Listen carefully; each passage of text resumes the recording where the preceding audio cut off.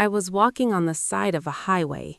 Semi-trucks blasted past me so close I could feel the air tear at my clothes. My 2-year-old son was strapped to my chest, his tiny fingers clutching my shirt like he knew something was wrong. I wasn't lost. I wasn't exercising. My husband took my car because he decided I was medically unfit to drive. If you've ever been controlled quietly, if someone ever convinced you that you were the problem, stay with me. Like the video, subscribe, and listen carefully, because this story isn't just revenge. It's how a woman survives a cage that looks like a marriage. My name is Ava Miller. I was 26 years old when I finally understood something terrifying. I wasn't failing at my life. My life was being dismantled on purpose. But control doesn't arrive screaming. It arrives smiling. When I met Anthony, he was charming in a quiet, responsible way, the kind of man parents trust immediately, the kind who talks about stability and long-term planning. After Noah was born, everything changed. Not suddenly, gradually. Susan, Anthony's mother, showed up with casseroles, advice, and sympathy. "You look exhausted, Ava," she'd say gently. "Let me help." And I was exhausted. Anthony offered to take over finances. "You've got enough on your plate," he said. "I'm an accountant. This is literally my job." Every step sounded logical, supportive, loving, until I realized decisions were being made without me. Susan started correcting how I fed Noah, then how I dressed him, then how I spoke to him. She'd smile while doing it, like concern wrapped in silk. When I objected, Anthony sighed. "She's just trying to help." Soon, my grocery receipts were being reviewed, items circled, judgments delivered. When I pushed back, Anthony frowned. "You're being sensitive." That word started following me everywhere. Sensitive, emotional, scattered. Whenever I questioned money, Anthony said I was paranoid. Whenever I asked for space, he said I was unstable. Susan suggested therapy. Not because I asked, because I needed it. Postpartum anxiety, Anthony diagnosed casually. No doctor, no evaluation, just a label. Slowly, I stopped trusting my own reactions. If I felt uncomfortable, I assumed I was wrong. If I felt angry, I swallowed it. I told myself this was marriage. This was adulthood. Then my phone changed. Notifications vanished. Location sharing turned on. Anthony said it was for safety. At night, he scrolled through my messages. "Just checking you're not doom scrolling," he'd say. I stopped calling my father. I didn't want him to worry, and I didn't want them to know I was cracking. Then came the day I reached for my keys. They were gone. Anthony stood in the doorway. "I took them," he said calmly. "You've been really scattered lately." My heart dropped.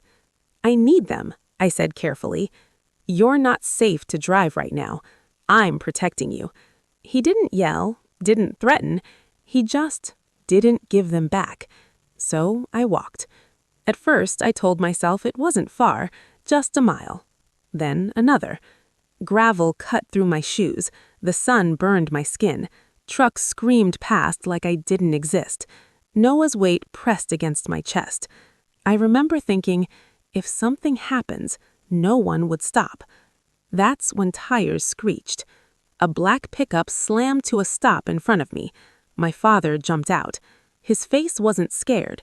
It was furious. "Ava," he shouted, "where's your car?" I didn't cry.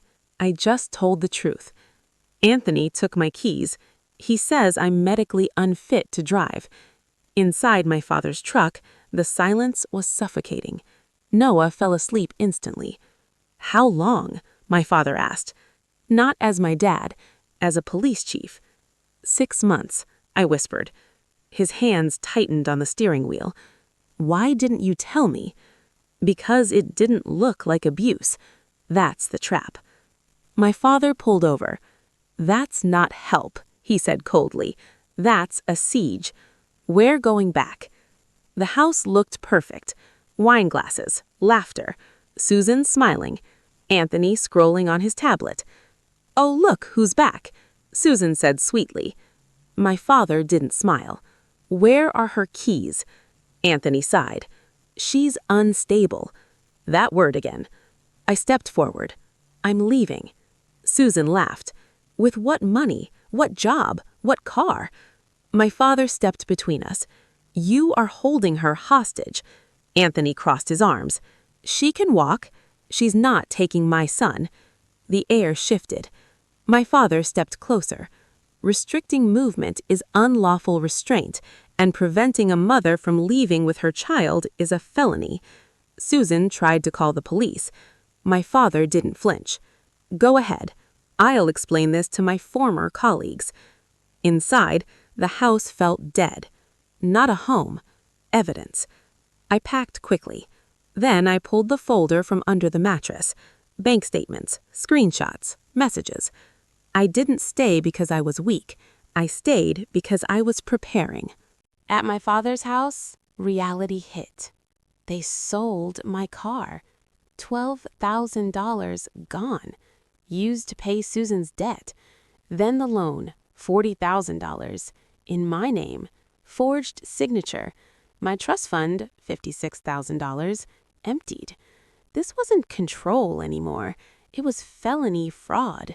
When Anthony and Susan showed up demanding custody, I handed him the envelope. "Return the money by morning," I said calmly, "or the district attorney gets this."